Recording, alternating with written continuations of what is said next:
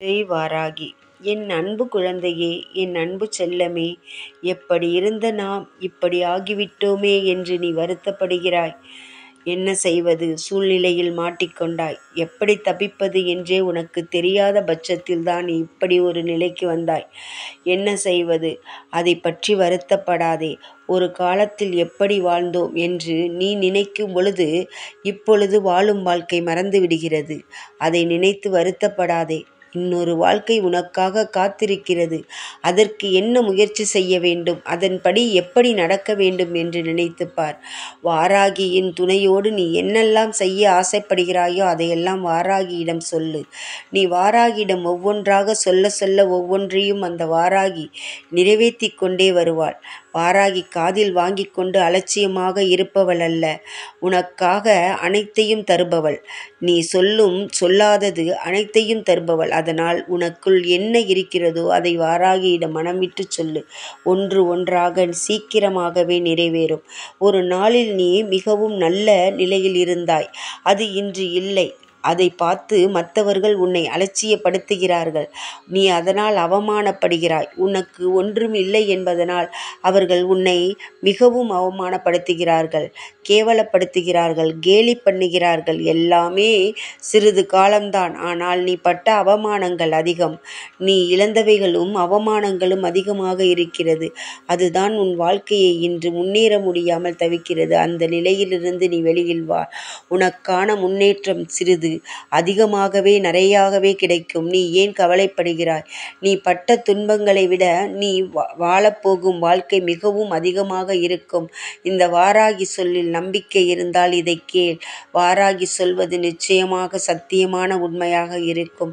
நீ நிச்சயமாக பெரிய இடத்தை பிடிப்பாய். அதை விட்டுவிட்டு உன்னுடன் சேர்ந்து கேலி பேசியவர்களையும் உன்னை அவமானப்படுத்தியவர்களையும் நினைத்து கூட பார்க்காதே. ஆனால் உன்னுடைய முன்னேற்றத்தில் அவர்களுக்கும் பங்கு உள்ளது. அந்த அவமானம்தான் இன்று உன்னை முன்னேற்றும். நீ நினைத்து பார்ப்பாய். அவர்களுக்காகவே வாழ வேண்டும் என்றெல்லாம் நினைத்து பார்ப்பாய்.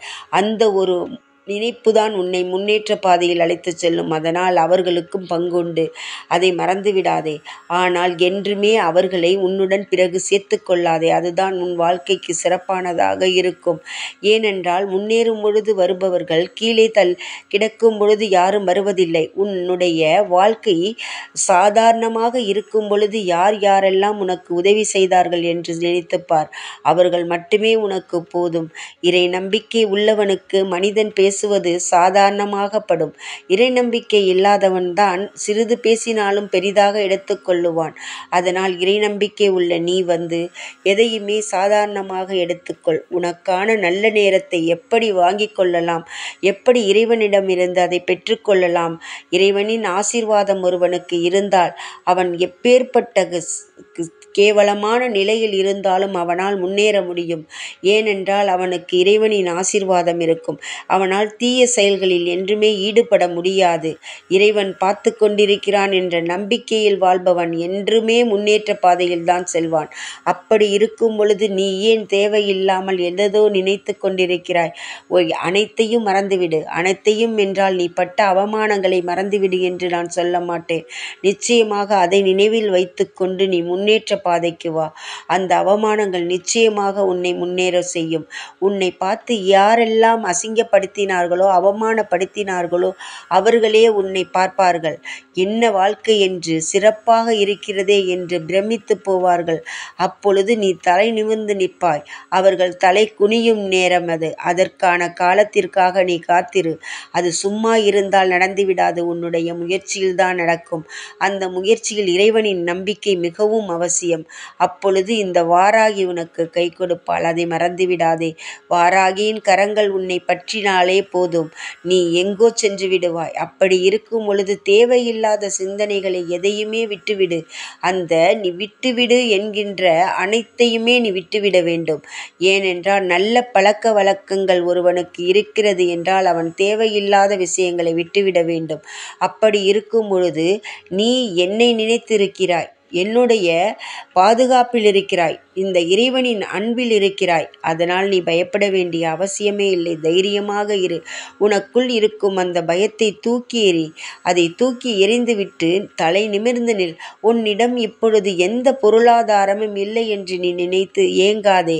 அதற்கான காலமும் நேரமும் வரும்பொழுது உனக்கு தானாக வந்து சேரும். அதை நீ அனுபவிக்க வேண்டும். அதனால் நீ உன்னுடன் எந்த கெட்ட செயல்களிலிருந்தும் சேர்த்து கொள்ளாதே, எந்த தீயவர்களையும் உன் அருகில் வைத்து கொள்ளாதே. என்றெல்லாம் உன்னை அவமானப்படுத்தினார்களோ அவர்களை விட்டு விலகி வந்துவிடு. அவர்களின் எண்ணத்தால் கூட நினைத்து பார்க்காதே. அவர்கள் பட்ட அவமானங்கள், அவர்களிடம் நீ பட்ட அவமானங்களை மட்டும் மனதில் வைத்து கொண்டு முன்னேற்ற பாதையில் இரு. இந்த வாராகி உன்னை கை கொடுத்து காப்பாற்றுவேன். அதை நம்பு, வேறு எதையும் நம்பாதே. நான் இருக்கிறேன் என்ற உந்தன் நம்பிக்கையே உன்னை எங்கோ அழைத்து செல்லும். ஏன் வாராகி சொல்வது மேல் உனக்கு நம்பிக்கை இல்லையா? அதற்காக நீ ஏன் தேவையில்லாத குழப்பத்திற்குள் போகிறாய்? வாராகி சொல்வதை கட்டாயமாக கேள். இந்த வாராகியை நம்பினால் உன்னை என்றுமே கைவிட மாட்டேன். உன்னை காப்பாற்றி உன்னை தலைநிமிர வைப்பதுதான் இந்த வாராகியின் வேலையே.